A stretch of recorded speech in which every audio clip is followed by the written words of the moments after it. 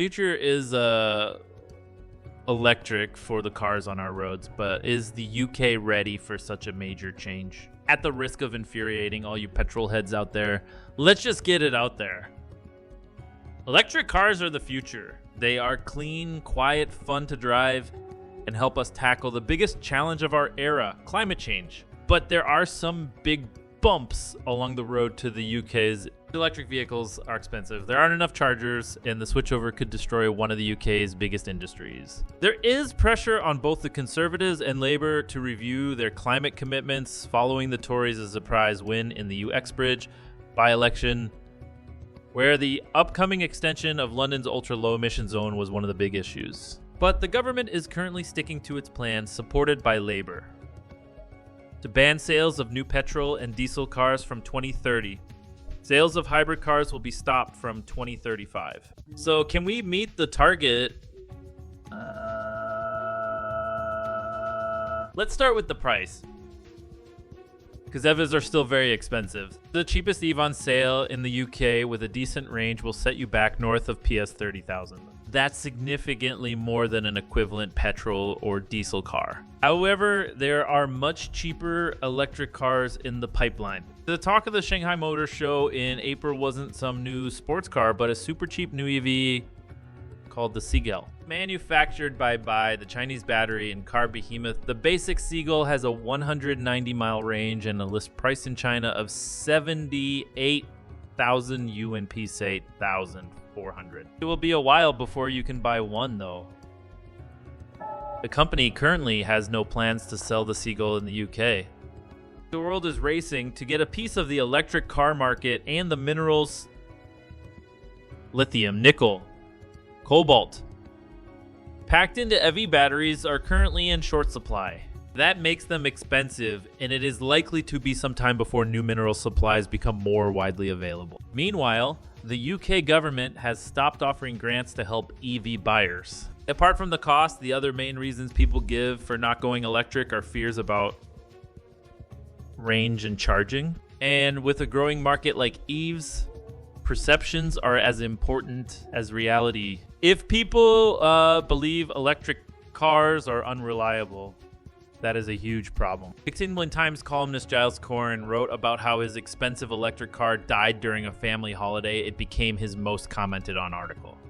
He described how his wife and children had to strike out on foot across the fields in the driving rain and gathering darkness, while the car was a lifeless corpse blocking the single-track road. Surveys suggest that most owners are actually broadly satisfied with their electric cars. Range is becoming less of a problem as many new EVs can go 200 miles on a single charge, and often much more, but how and where to charge the batteries remains a big issue. You might have seen warnings that there are more than 30 electric car owners fighting over every public charge point. However, almost 2/3 of electric car owners have off-street parking and will rarely ever use public chargers. With 200 miles plus in the tank every morning, most people find they don't often need to top up. But according to the RAC Foundation, 35 people in Great Britain don't have off-street parking,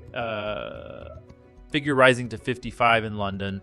And virtually all car owners will want to make longer journeys sometimes. So installing more public chargers, particularly rapid chargers, which can charge a car from 0 to 80 in about 30 minutes, is crucial. One reason the ratio of chargers to EVs is low is that electric cars have been selling so well.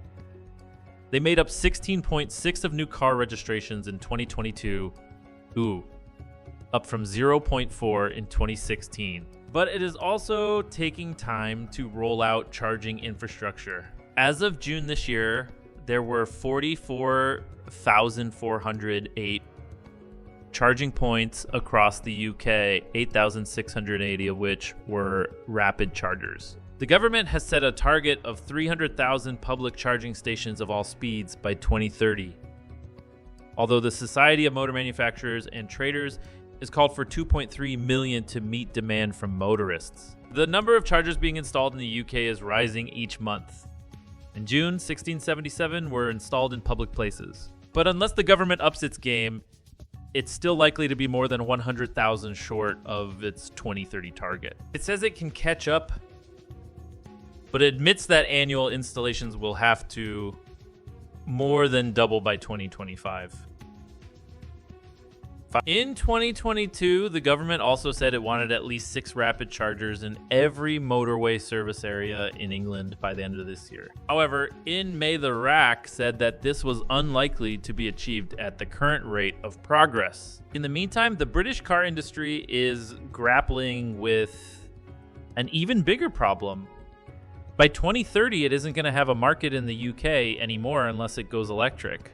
That should concern us all because car manufacturing is an important industry in the UK. About 780,000 people are employed in jobs connected with it, and it contributes an estimated 14 billion. The US, China, and the EU are all investing billions of pounds to encourage electric vehicle manufacturing. The investment on offer elsewhere in the world is quite frankly incredibly attractive, says Emma Butcher of the SMAT. It does make companies think twice about when they come to make their investment decisions, she warns. The big issue is battery production, the single most valuable part of an electric vehicle. China has more than 100 production plants, known as gigafactories. About 50 planned gigafactories have been announced in the EU.